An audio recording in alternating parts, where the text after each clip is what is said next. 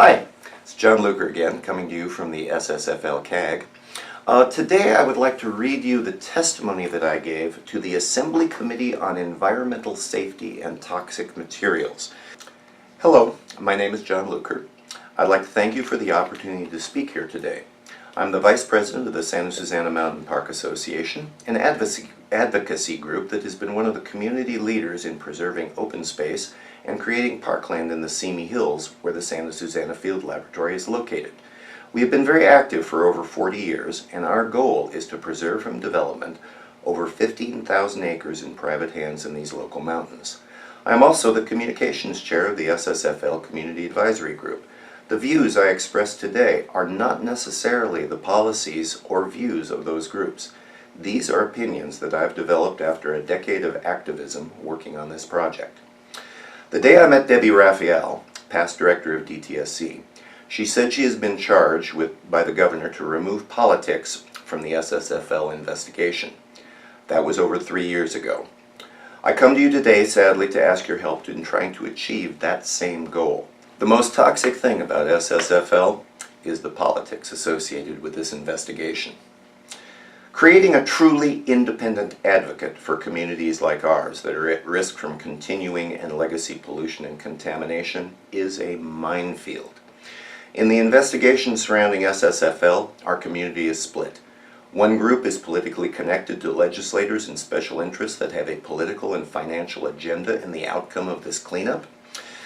I was part of that group at one time, but when I started questioning the information I was being given, when I saw contradictory data that brought me to believe the direction we were going was wrong, I was isolated, vilified, and I found myself the target of a biased and clearly partisan investigation that has now caught the attention of the press and this investigative body.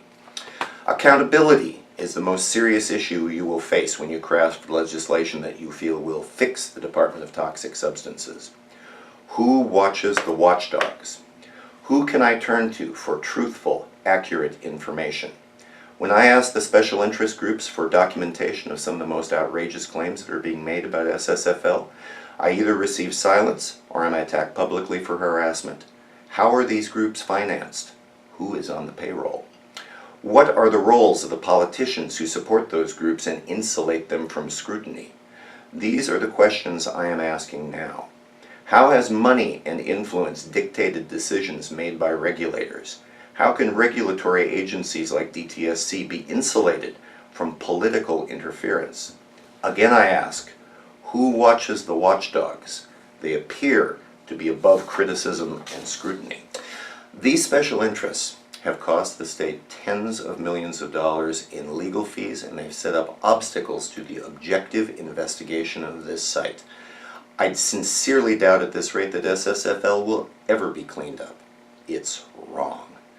I believe this legislative body can solve these almost intractable problems. Resources and budgets have been cut in critical agencies government-wide.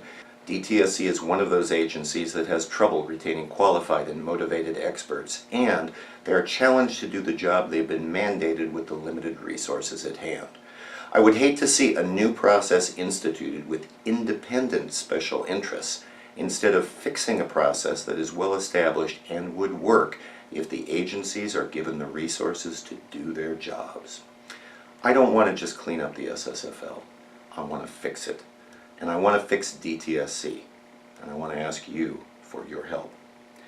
I gave this presentation and read this testimony over a year ago. Politics is the problem. Hopefully, rationality is the solution.